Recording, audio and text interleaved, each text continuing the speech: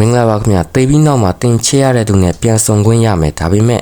တလုံးမဟုတ်ဘူးထာဝရအတွက်လက်တွဲပေါ်တယောက်သေးကိုပဲရွေးချယ်ရမယ်ဆိုရင်တင်ဘယ်သူကိုရွေးချယ်မလဲဒီနေ့မှာတော့ဒီလိုစမ်းသစ်တဲ့ premise နဲ့ရိုက်ကူးထားတဲ့ Eternity 2025အကြောင်းကိုပြောပြပေးသွားမှာပါဒီက Defining Your Life တို့လိုပဲတေးပြီးနောက်ကဘာကိုတိမ်တွေနမ်းမိမယ်ဒီနဲ့မဟုတ်ပဲရုံးကိစ္စတွေဟိုတယ်တွေနဲ့ရှုပ်ထွေးနေတဲ့နေရာတစ်ခုဖြစ်ပျော်စရာကောင်းအောင်ပုံဖော်ထားတာပါဒီကတရုပ်ဆောင်တွေအနေနဲ့ Miles Teller Elizabeth Olsen နဲ့ Colin Tanner တို့လိုနာမည်ကြီးတွေပါဝင်ထားပါတယ်ဇလန်းဆဆချင်းမှာ Larry တေဆုံးသွားပြီးနောက်ယထာဘူတာယုံကြီးတစ်ခုလိုနေရာမှာနိုးထလာပါတယ်အဲ့ဒီနေရာက Packetry ငရဲနဲ့နက်ပြည်ကြားလိုနေရာမျိုးပါအဲ့ဒီမှာဟိုတယ်ရှိမယ်ပြီးတော့ Convention Hall ကြီးထဲမှာ agent တွေကတင်ဘလိုထာဝရ Eternity မျိုးမှာနေခြင်းလဲဆိုတာကိုကူညီရွေးချယ်ပေးနေကြပါတယ်စိတ်ဝင်စားဖို့ကောင်းတာကတင်ကြိုက်တဲ့ team ကိုရွေးလို့ရတာပါ Queer Wall လား Outer Wall လားဝိုင်းကြိုက်တဲ့သူတွေအတွက် Wine Wall လားဒါမှမဟုတ်မျိုးသားတွေမရှိတဲ့ Man Free Wall လားအဆုံးပါပဲဒါပေမဲ့စီကန်းတစ်ခုကတော့တစ်ခါရွေးပြီးရင်နောက်ပြန်လှည့်လို့မရတော့တာပါပဲမကြခင်မှာပဲ Larry ရဲ့နီဂျုံလဲတိတ်ဆုံးပြီးဒီနေရာကိုရောက်လာပါတယ်သူတို့နှစ်ယောက်ပြန်ဆုံကြလို့ဝမ်းသာနေတော့မှပဲ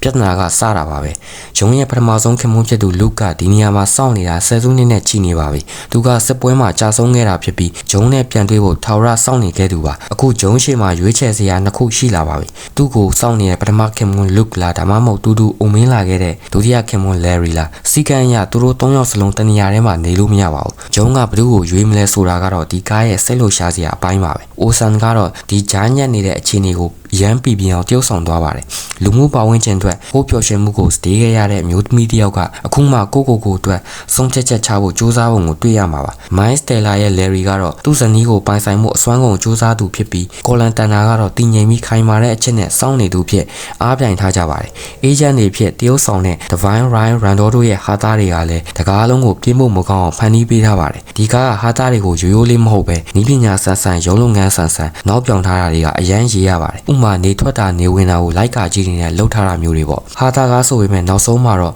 ချက်ချင်းမြတ်တာရဲ့တန်ဖိုးနဲ့ကိုတကယ်ဘာကိုလိုချင်လဲဆိုတဲ့အပိုင်းကိုထိထိမိမိတင်ပြသွားပါတယ်ဇလိုင်းရဲ့ logic အချို့ကနည်းနည်းတော့လိုအပ်ချက်ရှိနေနိုင်ပေမဲ့ writer David Fry ကအချက်ကားတကားရဲ့အရာတာကိုတော့အပြည့်အဝပေးနိုင်ခဲ့ပါတယ် Eternity 2025ဟာရုပ်ရှင်ရုံထဲမှာပျော်ပျော်ပါးခြင်းရဲ့ဘဝအကြောင်းတွေကိုပါတွေးတောစေနိုင်မဲ့ Slide of Heaven လို့ကားမျိုးပါတစ်ဖက်မှာရေရတယ်လို့တစ်ဖက်မှာလည်းမျက်ရည်ဝဲစေမဲ့ခိုက်တန်တွေပါပါတယ်ချက်ကားကြိုက်သူတွေ fantasy ဆန်ဇလန်းမျိုးရှာနေတဲ့သူတွေအတွက်တော့လက်မလွတ်သင့်ပါဘူးမိတ်ဆွေတို့ကဂျုံရဲ့နေရာမှာဆိုရင်ဘယ်သူကိုရွေးမလဲ Look လား Larry လား comment မှာပြောသွားပေးပါဦးနောက်ထပ် review တွေကြည့်ဖို့ subscribe လုပ်ထားဖို့မမေ့ပါနဲ့အားလုံးကိုကျေးဇူးတင်ပါတယ်